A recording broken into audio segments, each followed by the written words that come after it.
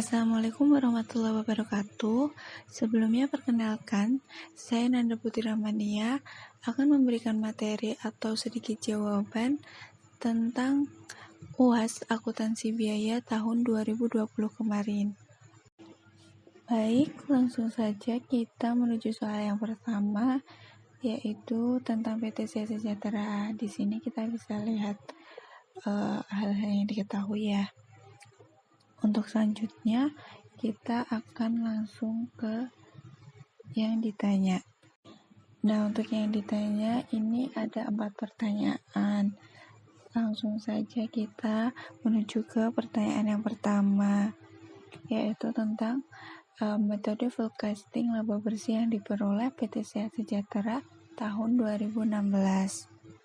Langsung saja kita hitung HPP-nya, yaitu biaya bahan baku ditambah biaya tenaga kerja langsung ditambah biaya overhead pabrik, yaitu 5 ditambah 7 ditambah 3 ditambah 600.000 dibagi 50.000, hasilnya 27.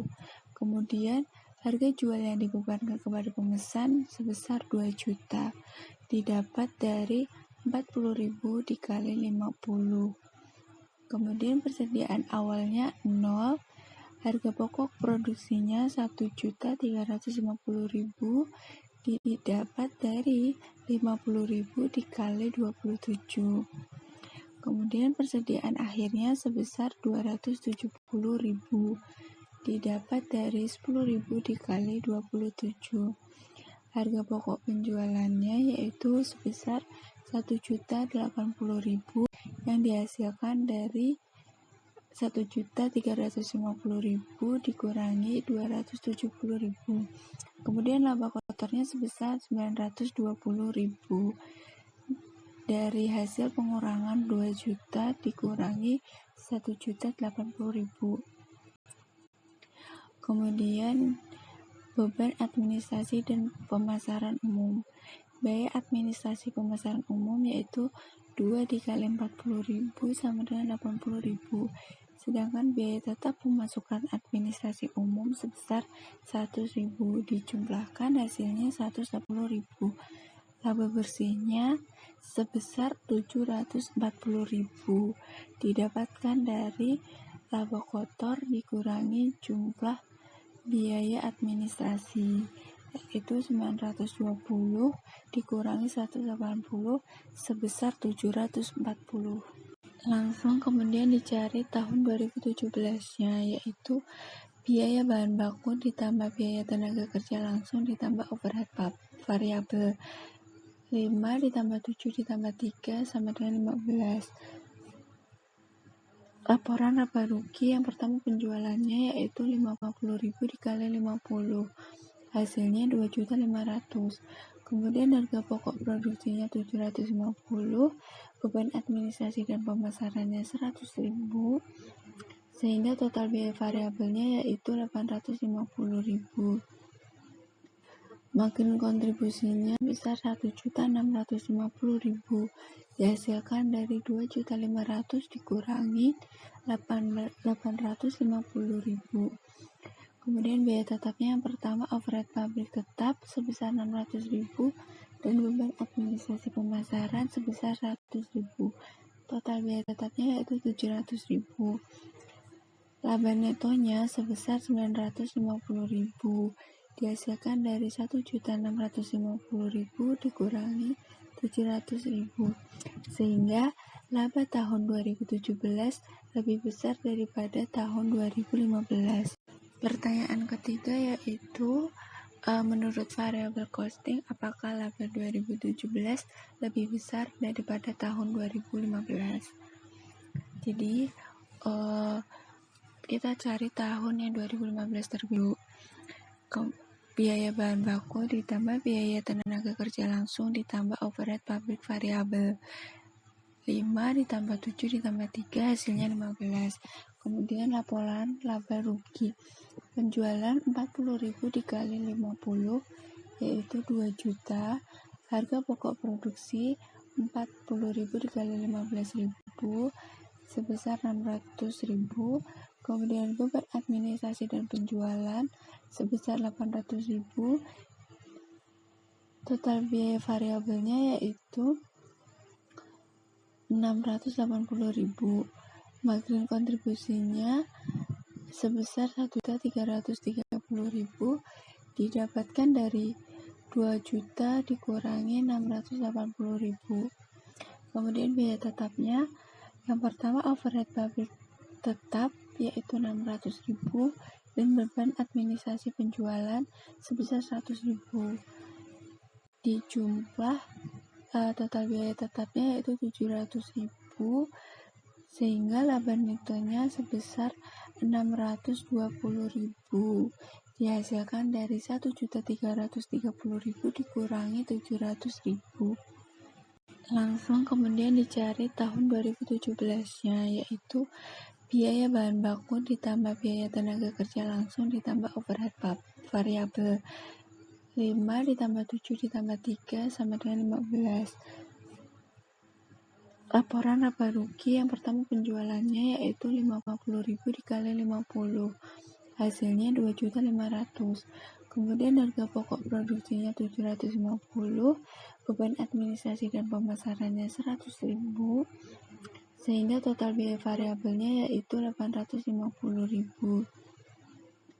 Margin kontribusinya besar 1.650.000 dihasilkan dari 2.500.000 dikurangi 850.000. Kemudian biaya tetapnya yang pertama overhead pabrik tetap sebesar 600.000 dan beban administrasi pemasaran sebesar 100.000.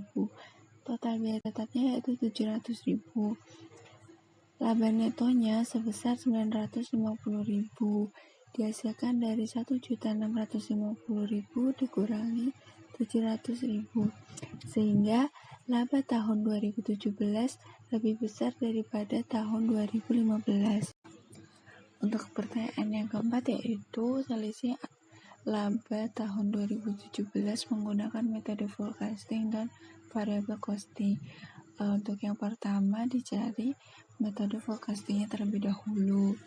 Seperti tadi, biaya bahan baku ditambah biaya tenaga kerja langsung ditambah biaya overhead pabrik sebesar 30.000.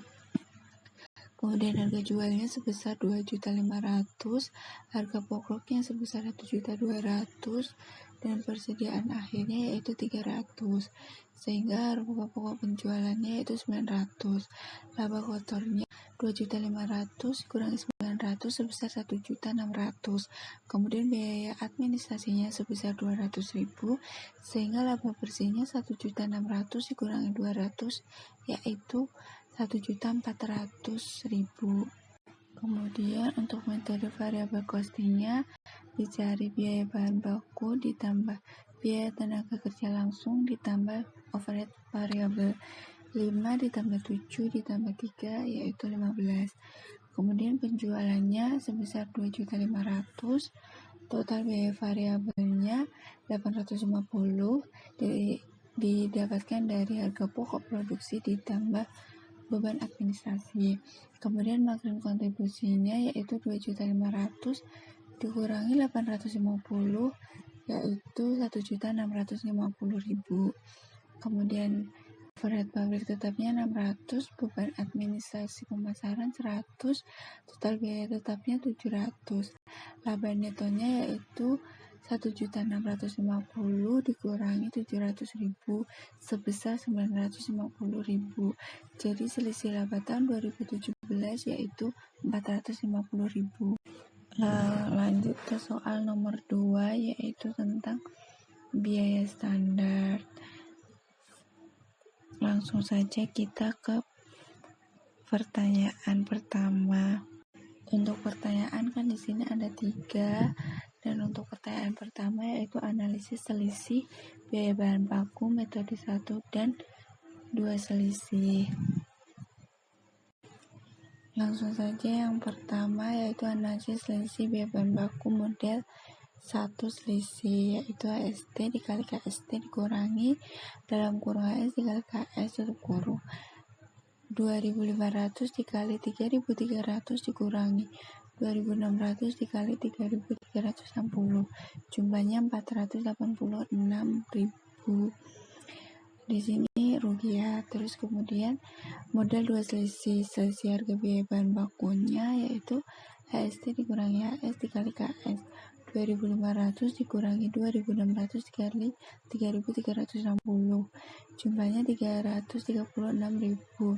Kemudian selisih kuantitas biaya bahan bakunya KST dikurangi KS dikali NST yaitu 3.300 dikurangi 3.360 dikali 2.500. Jumlahnya 150.000. Jadi total selisih biaya bahan bakunya yaitu 486.000.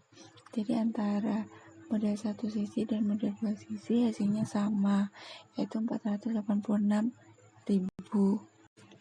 Langsung ke soal yang kedua, yaitu analisis selisih biaya tenaga kerja metode 1 dan 2 selisih. Untuk model 1 selisih yaitu selisih biaya tenaga kerja TUST dikali JKST dikurangi TUS dikali JKS. 1.000 dikali 5.500 dikurangi 1.100 dikali 5.458. Jumlahnya 503.800. Ini rugi. Kemudian model 2 selisih tarif upah dan selisih efisiensi upah. Jumlahnya TUST dikurangi TUS dikali SKS. 1.000 dikurangi 1.100 dikali 5.458. Jumlahnya 545.800. Kemudian efisiensi upahnya yaitu JKST dikurangi JKS dikali TUST.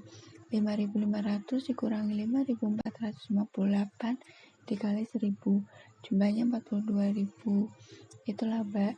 Jadi total sisi biaya tenaga kerja langsungnya yaitu sebesar 503.800. Dihasil dari 545.800 dikurangi 42.000. Pertanyaan ketiga yaitu analisis selisih biaya overhead pabrik. Ada model satu selisih, model dua selisih, dan model 3 sektor. Untuk yang model satu selisih itu ada biaya overhead pabrik sesungguhnya dan biaya overhead pabrik yang dibebankan 9.800.000 dikurangi 8.250 yaitu 1.550.000. Model 2 selisihnya yaitu sebesar 1.480.000. Jadi selisih volumenya juga ada. Selisih volumenya sebesar 70.000. Untuk yang model 3 sektor itu selisih biaya overhead pabrik 1.550.000 dipecah menjadi 3 macam selisih. Selisih pengeluaran, selisih kapasitas, dan selisih efisiensi. Di sini bisa dilihat jumlah selisih pengeluarannya itu 1.513.600, selisih kapasitasnya yaitu 99.400 dan selisih efisiensinya jumlahnya 99.400. Pertanyaan ketiga yaitu tentang anggaran BOP per departemen. Kemudian pertanyaannya yaitu hitunglah jumlah biaya departemen produksi setelah menerima alokasi dari departemen pembantu dan gunakan metode alokasi langsung. Langsung saja kita jawab. Nah, di sini kita buat tabel tentang keterangan departemen produksi sama departemen pembantu. Nah, di sini jumlah biaya overhead langsung dan tidak langsung departemen. Yang A jumlahnya 2.175, yang B jumlahnya 2.620. Kemudian departemen pembantu X sebesar 771, Y sebesar 1.445 dan Z sebesar 369. Nah, di sini bisa dilihat alokasi biaya overhead departemen Z sebesar 276,75, departemen B 92,25. kemudian departemen Y 650,25, departemen B 794,75. Alokasi biaya departemen X yang pertama 462,60, kemudian departemen produksi yang B 308,40. Jumlah alokasinya yaitu untuk yang departemen produksi A sebesar 1.389,60, untuk yang B sebesar 1.195,40. Jadi jumlah biaya departemen produksi setelah menerima alokasi biaya dari departemen pembantu yaitu 3.546,60 untuk departemen produksi A, dan departemen produksi B sebesar 3.815,40. Untuk pertanyaan yang terakhir, pertanyaan keempat, yaitu tentang PT Salam Sejahtera, dan pertanyaannya yaitu hitunglah alokasi biaya bersama pada masing-masing produk dengan metode harga jual. Langsung saja kita jawab. Dasar alokasi total dari masing-masing produk yaitu ada produk X, Y, dan Z. Untuk produk X yaitu 60.000 dikali 6 sama dengan 360.000. Produk Y yaitu 64.000 dikali 5 hasilnya 320.000. Kemudian produk Z yaitu 40.000 dikali 7 sama dengan 280.000. Jadi totalnya sebesar 960.000. Alokasi biaya bersama untuk produk X yaitu 360 dikali 960 dikali 520.000 sama dengan 1.980.000. Kemudian untuk produk Y yaitu 320 dikali 960 dikali 520.000, jumlahnya 176.000. Untuk produk Z yaitu 280 dibagi 960 dikali 520.000 yaitu 154.000. Jadi jumlah totalnya yaitu 528.000.